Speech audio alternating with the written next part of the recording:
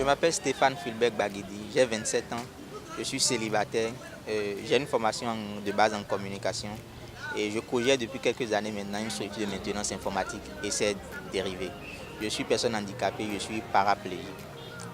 Je vais faire un résumé de mon handicap pour dire que je suis devenu paraplégique depuis mes 18 mois, où j'ai glissé sur la terrasse familiale qui était en train d'être nettoyée avec de l'eau savonneuse. Le handicap, comme toute autre situation dans la vie, le handicap vient parfois comme pour s'imposer à une personne et il est obligé de faire avec. Pour moi, c'est comme ça que je considère le handicap. Je dirais que je n'ai pas officiellement milité dans une association en tant que telle, mais je dirais que durant mon parcours, j'ai été soutenu par une ONG Équilibre Bénin en l'occurrence, qui m'a accompagné durant mon parcours. Donc c'est dans cette ONG-là que j'ai eu à travailler un peu, pas travailler en tant que job, mais j'ai eu à faire beaucoup de choses dans cette ONG-là. Donc je considère que si je dois résumer en termes d'association, je peux parler simplement de cette ONG. Comme je le disais tantôt, cette ONG m'a accompagné durant mon parcours. Cette ONG a donc pour mission, pour vocation, d'accompagner la personne en situation de handicap vers un mieux-être sur tous les plans de façon générale. Le projet de catalogue de mode sans différence, c'est un projet de catalogue qui est un peu atypique.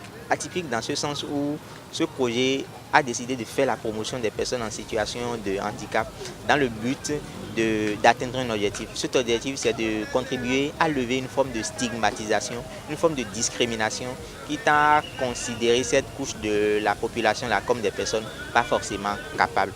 Donc le projet de mode de catalogue sans différence, dans le catalogue de mode sans différence, les mannequins qui figurent dans ce catalogue sont un mélange de personnes aussi bien handicapées que de personnes non handicapées. De façon officielle, oui, c'est ma première action en faveur des personnes en situation de handicap. Je dirais que, étant personne en situation de handicap, j'ai souvent, et pour la plupart du temps, été confronté depuis le cercle familial jusque dans la société durant mon parcours à une forme de stigmatisation, à une forme de discrimination qui tend à considérer la personne en situation de handicap comme une personne à marginaliser, une personne à écarter et une personne à ne pas du tout considérer. J'ai eu à remarquer également que les autres personnes en situation de handicap comme moi on rencontre souvent cette difficulté-là, sont souvent confrontés à ce problème-là. J'ai eu donc souvent à réfléchir à comment est-ce qu'il faut faire, à quelle action il faut mener pour pouvoir contribuer à lever cette forme de stigmatisation-là. Et c'est comme ça que fortuitement, dans ma réflexion, un jour, il y a quelques mois, j'ai pensé qu'il faut faire un projet de catalogue dans lequel il faut sensibiliser, qui va contribuer en fait à sensibiliser les gens. Et c'est comme ça que nous avons opté pour le projet de catalogue de mode sans différence. Nous avons voulu rester fidèles à l'idée maîtresse qui nous a poussé à mettre en œuvre ce projet. Et c'est dans cette réflexion qu'un jour, en rédigeant mon projet, le nom est venu fortuitement comme ça, sans différence.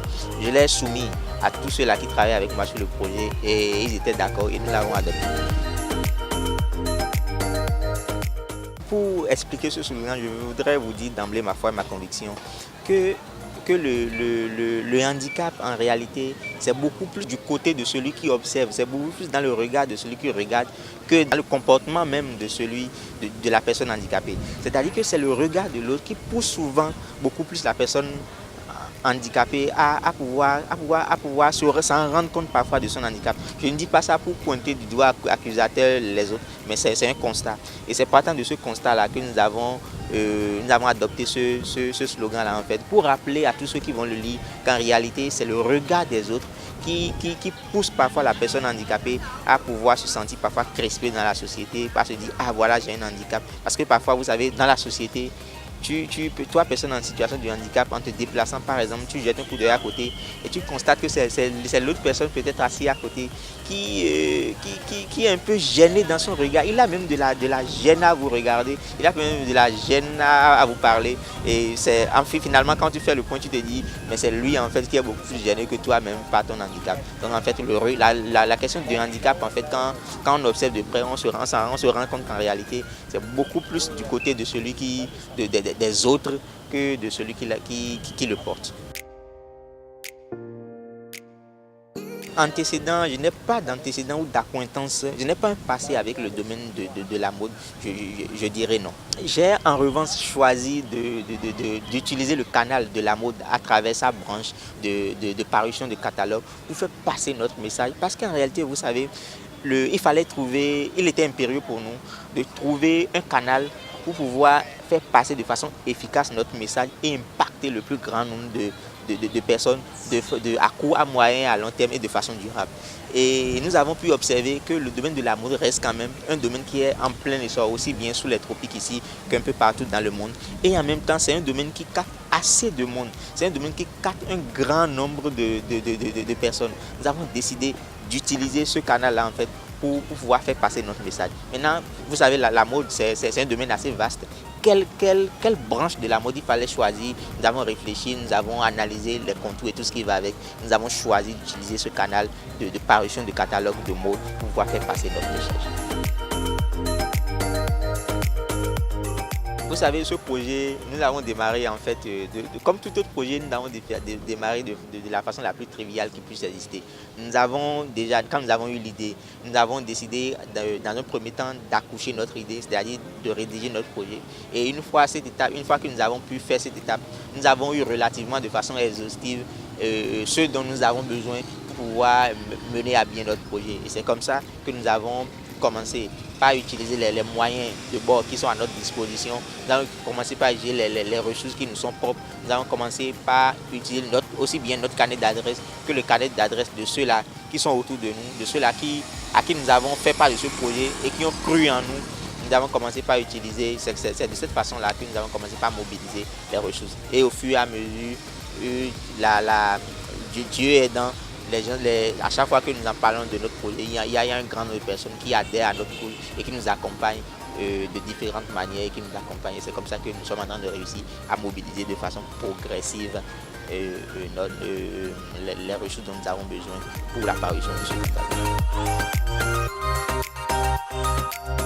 Ce que nous attendons de ce projet, c'est d'impacter le plus grand nombre de personnes possible, à pouvoir changer leur regard, à pouvoir changer la mentalité, à pouvoir considérer, à pouvoir voir la personne handicapée comme une personne entièrement en part, une personne et non une personne à part entière et non une personne entièrement à part, à pouvoir prendre en compte le fait qu'il est un devoir carrément pour eux d'aider la personne en situation de handicap à se prendre en charge et à pouvoir travailler pour le développement de la société de façon globale. Les difficultés déjà, c'est d'abord les difficultés de moyens. C'est un projet, vous savez, on a besoin de gros moyens pour pouvoir la mettre en œuvre. Donc nous sommes en train les difficultés que nous rencontrons, c'est beaucoup plus les difficultés de mobilisation des ressources que les ressources, elles soient financières ou matérielles ou tout ce qui va avec. C'est beaucoup plus fondamentalement des difficultés de mobilisation de ressources qui se posent à nous. Notre atout de façon fondamentale, c'est notre volonté. Et c'est également la croyance en cet idéal-là, notre croyance en ce que ce projet, dès qu'elle sera mise en œuvre, dès qu'il va prendre corps, vous m'excusez, va nous permettre d'impacter le plus grand nombre possible et de faire passer notre message et à terme d'amener les gens à pouvoir reconsidérer leur comportement et tout ce qui va avec à l'endroit de cette couche de la population constituée des personnes en situation de handicap. La détermination, je l'ai dit tantôt, la détermination vient fondamentalement de notre volonté, de notre croyance en ce que le fait de mettre en œuvre ce projet nous permettra d'atteindre notre idéal qui nous est si cher. Cet idéal, je l'ai dit tantôt, je le rappelle encore une fois, c'est d'arriver à impacter le plus grand nombre de personnes possible, d'arriver à les amener à comprendre qu'en réalité, la personne en situation de handicap mérite d'être encouragée, mérite d'être accompagnée comme toute autre personne pour qu'il s'accomplisse et pour qu'il s'épanouisse. En termes de conseils, je dirais d'abord, je vais m'adresser d'abord à toutes les personnes en situation de handicap comme moi, que c'est un devoir pour eux de travailler. Ils n'ont pas droit au découragement, en fait, c'est un devoir pour eux de travailler à pouvoir relever tous les défis qui s'offrent à eux. Ensuite, en termes de conseils, j'inviterai simplement tous ceux qui nous suivent, tous ceux qui nous écoutent, à pouvoir nous accompagner dans ce projet pour que nous puissions atteindre nos objectifs. Un appel à soutien, je vais me répéter encore une fois, je vais demander à tous ceux-là qui nous écoutent, à tous ceux-là qui nous entendent, de nous accompagner, par quelques moyens que ce soit, de rentrer en contact avec nous, de pouvoir nous accompagner pour que nous puissions mettre en œuvre ce projet. Des personnes à remercier, je commence d'abord par dire un très gros et grand merci à une agence de communication de la place, Kamel Agency, à travers sa direction de communication, Finol Aounou, qui fait partie de l'une des premières personnes qui nous ont encouragés, qui ont cru en ce projet et qui ont décidé de nous accompagner, qui ont mis à notre disposition aussi bien leur savoir-faire que leur expérience et leur carnet d'adresse pour que ce projet soit une réalité. Franchement, Finol, merci, merci, merci beaucoup. Je vais également remercier Fermovie Photographie, le photographe qui a accepté également de nous accompagner gracieusement et qui a mis à notre disposition son savoir-faire pour que nous ayons des photos de qualité. C'est le moment également pour moi de remercier notre maquilleuse maison Jet Decor qui a beaucoup fait pour nous et qui continue de faire beaucoup pour nous pour que ce projet dans son entièreté soit un projet de qualité, pour que le catalogue soit d'une bonne facture. Je voudrais remercier également les stylistes qui nous ont accompagnés. Nous avons eu l'accompagnement de 7 stylistes de la place qui ont accepté gracieusement, encore une fois, de nous accompagner, de mettre à disposition leur savoir-faire, de mettre à notre disposition leur savoir-faire, leur création et de nous accompagner pour que ce projet soit une réalité.